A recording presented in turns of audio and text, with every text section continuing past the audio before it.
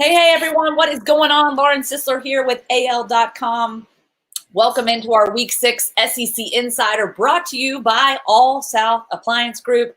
We appreciate our sponsors and we appreciate our buddy Tom Green for checking in with us today to give his thoughts on Auburn's win against Ole Miss. The final score 35-28 on the road in Oxford.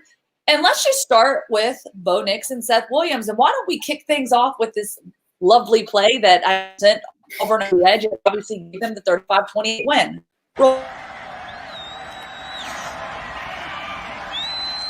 Nix sideline shot. Seth Williams has it and he's free down the sideline. Touchdown Auburn, 58 yards.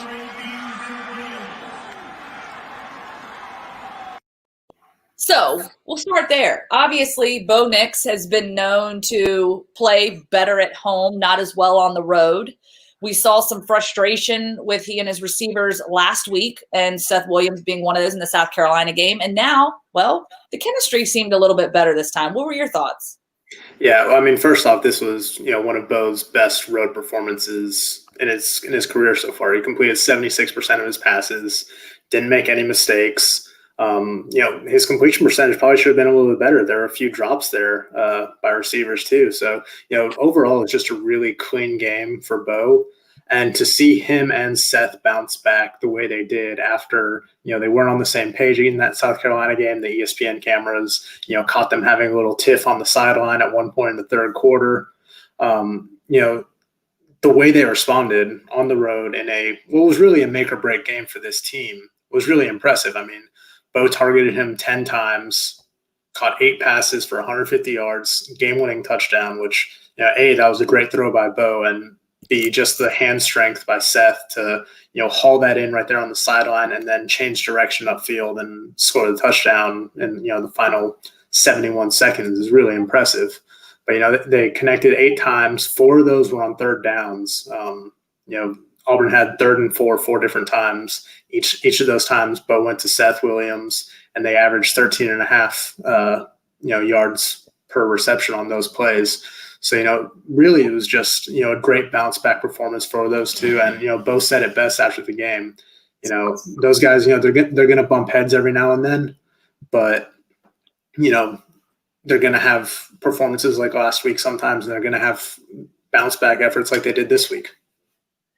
All right, so just kind of your thoughts, obviously looking at the chemistry there, and then, kind of what we saw a week ago. I know coming into the week, Gus Malzahn was just talking about there was more deliberate, practice was more deliberate. There was just a different maybe chemistry throughout the week. And I know a lot of times people say, oh, that's just coach speak.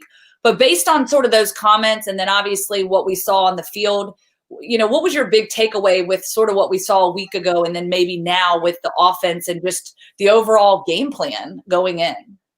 Yeah, the thing that Gus really hammered home this week is that, they wanted to get back to hard-nosed, physical Auburn football. And, since he's been the head coach, what Auburn has done best is run the ball. Even when they brought in Chad Morris, his offense leans more toward passing tendencies. And he's been able to bring some new concepts and new things to that passing attack. But I think they were leaning a little bit too much on Bo's arm through those first 4 games. And we saw kind of a course correction this week against Ole Miss. They ran the ball 47 times. Bo passed it only 30. They were really effective on the ground. Bo had a great game rushing. B, having Sean Shivers back was big, and he had some really impressive runs between the tackles. And then Tank Bigsby just continues to be this revelation at running back. I mean, he had his 3rd straight 100-yard rushing game, which, no Auburn running back has done that since Kerryon Johnson in 2017. No freshman Auburn running back has had 3 100-yard games against SEC opponents since Michael Dyer in 2010, and the only other one to do it was Bo Jackson. So Tank is in some elite company there, and he's really showing what he's capable of in this offense. Yeah, no doubt. And obviously Tank Bigsby really stepping into his own and showing his abilities. Flipping to the other side of the football, the defense stepping up late again, obviously, doing their part, especially in keeping Ole Miss out of the the end zone to, regain the lead or at least tie it up in this case. Just your overall thoughts on what you saw from the defense and really how they emerged there in the second half and really in the fourth quarter to get the big stop that they needed to seal the win. Yeah, we've come to expect like a certain level from Kevin Steele's defenses over the last 4 years. And, this isn't necessarily that stalwart defense that they've been known for under Steele, but there's a lot to like about what they've been able to do. I mean, they're third in the SEC in scoring defense so far, which is, they're giving up 25 points per game, but you look at what offenses in the SEC are doing now, there's just been this proliferation of, high scoring passing attacks. Auburn's third in the SEC in scoring offense. They're second in passing defense. So they're doing a really good job in those two areas. And like you said, they stepped up late again. This is the third straight week that they've come up with a late stop when they've needed it. They did it against Arkansas, which allowed, they forced a 3-and-out, which allowed the offense to go down and get the game-winning field goal. They did it against South Carolina, but the offense couldn't answer and try to tie the game at the very end there. And then they did it twice against Ole Miss. They forced a punt to get the ball back, which set up that game-winning touchdown. And then at the very end, they, picked off Matt Corral on the final play to kind of thwart that last gasp effort by the Rebels.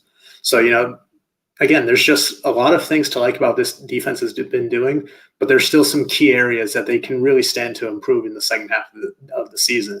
They're in the bottom 3 or 4 teams in the SEC in third down defense. Their pass rush needs to get a little better.